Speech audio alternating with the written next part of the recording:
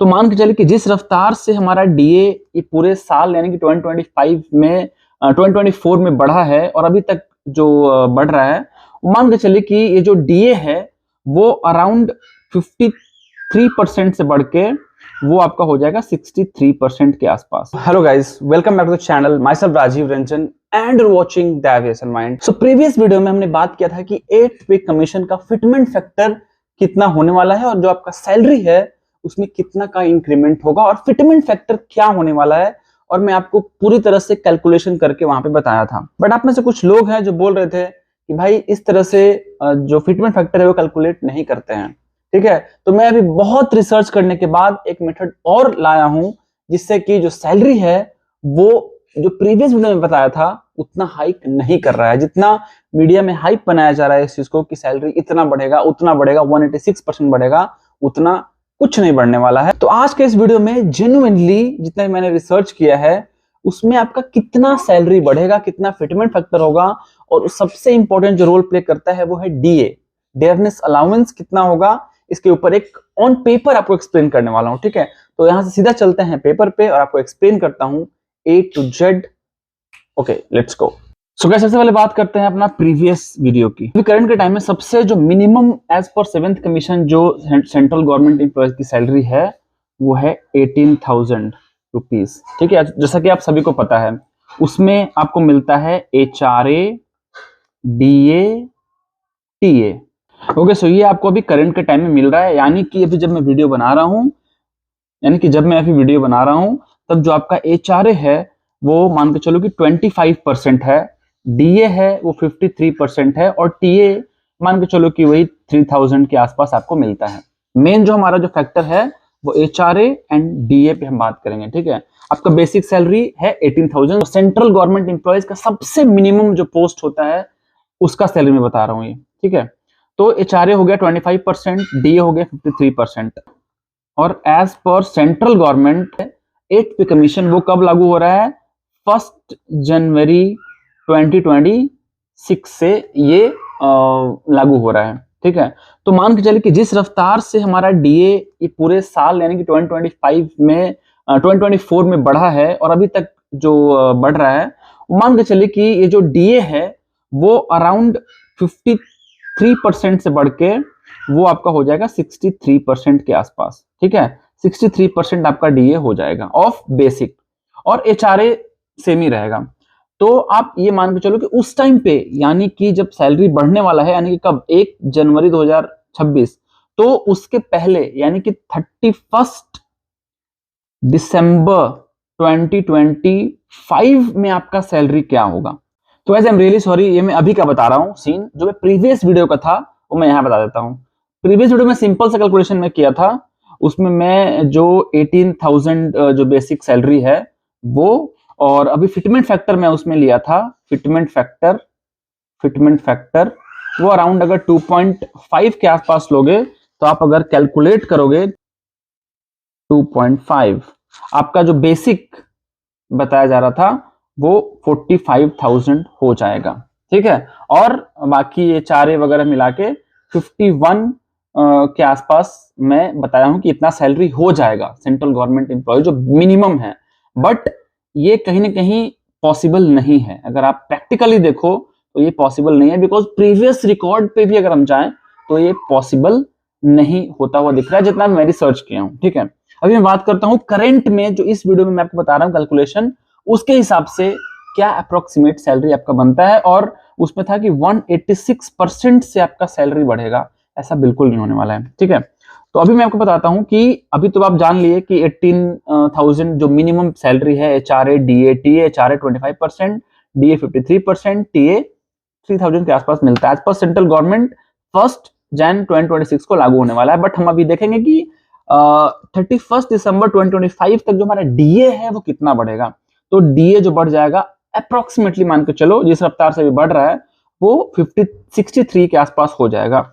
तो अभी अगर कैलकुलेट करें कि उस टाइम पे आपको सैलरी कितना मिलेगा 8th पे कमीशन लागू होने से पहले, सो ये आप 18,000 प्लस अगर 18,000 का 25% आप निकालोगे, अगर 18,000 का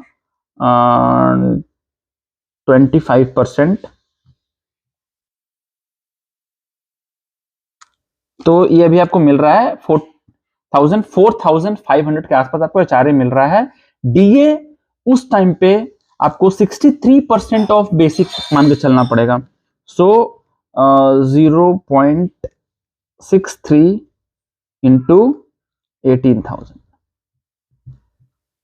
तो ये आपका हो जाएगा डीए बढ़ के 11,340 रुपया हो जाएगा। टीए मान के चलो कि 3,000, टीए मान के चलो ट्रांसपोर्ट अलाउंस वगैरह वो 3,000।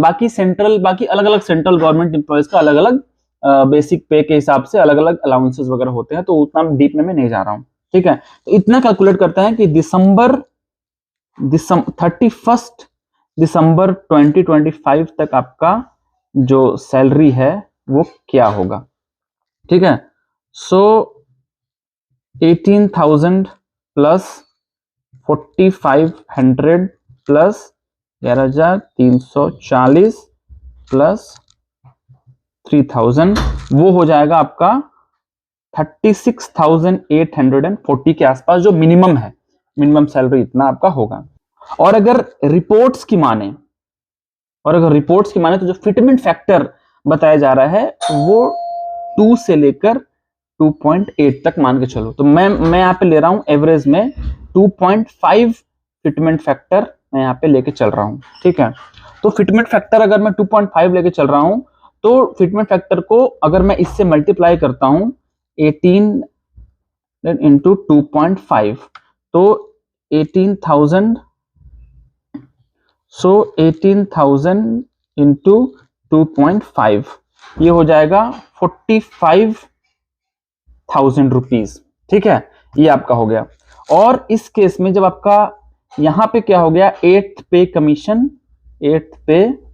कमीशन सैलरी का मैं बात कर रहा हूं यहां पे। ठीक है, तो ये आपका हो गया 2.5 के हिसाब से। हालांकि इतना जाएगा भी कि नहीं जाएगा उतना कोई भरोसा नहीं है, बट इतना मान के चलो आप। ठीक है, और जो ये वाला जो है, ये जो 63% बढ़ा था वो जीरो हो जाएगा आपका, यानी कि डीए इस केस में जीरो हो गया, बिकॉज इन्फ्लेशन के हिसाब से आपका सैलरी बढ़ गया है।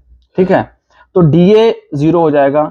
और टीए मान के चलो कि 3,000 के आसपास ही रहेगा, तो टीए मान के चलो 3,000। और अगर एचआरए अगर मान के चलो तो 9,000 के आसपास, क्योंकि बेसिक का अगर आप 25% लोगे तो 9,000 आता है। तो अब मैं अगर कैलकुलेट करूं सैलरी रखते हैं, तो एक काम करते हैं, मिनिमम रखते हैं, 2.5 को रहने देते हैं, 2 रखते हैं। ठीक है, बिकॉज ज्यादा हो जाएगा 2.5। ठीक है, तो 2 भी अगर हम रखते हैं तो 18,000, तो ये मान के चलो कि 36,000। सो आप ये मान के चलो कि 36,000 से लेकर 45,000 के बीच में आपका बेसिक सैलरी होगा। तो मैं मिनिमम मान के चल रहा हूं, तो मिनिमम 36,000 प्लस, अगर 36,000 का अगर 25% निकाला जाए, 36,000 का 0.25 इंटू 36,000, तो 9,000 के आसपास आपका बनता है एचआरए प्लस 3,000 का टीए। तो आपका टोटल सैलरी अभी क्या होगा, 36,000 प्लस 9,000 प्लस 3,000, यानी कि 48,000 के आसपास ही आपको सैलरी मिलने वाला है।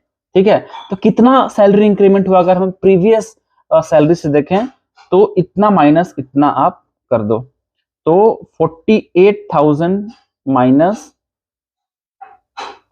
तो 48,000 माइनस 36,000 इतना करोगे तो अप्रॉक्स 11,000 के आसपास इंक्रीमेंट होने वाला है। हो सकता है ये 2,000, यानी कि हो सकता है ये 8,000 से लेकर ये 12,000 के आसपास ही इंक्रीमेंट होगा। तो आप ये बताओ कि ये डबल इंक्रीमेंट कहां हुआ। डबल इंक्रीमेंट तो नहीं हुआ, बिकॉज उस टाइम पे आपका जो डीए ही है वो बढ़ के इतना हो जाएगा।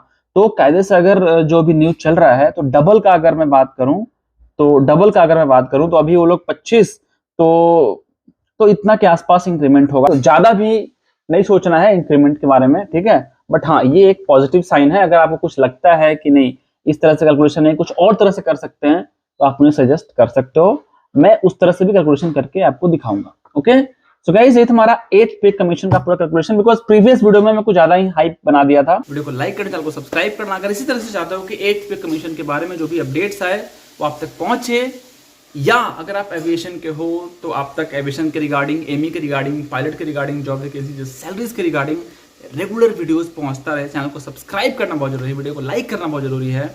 मिलते हैं बहुत जल्दी बहुत ज़्यादा एक्साइटिंग वीडियो के साथ। Do whatever you want to do double, but please don't trouble anybody. See you. जय हिंद।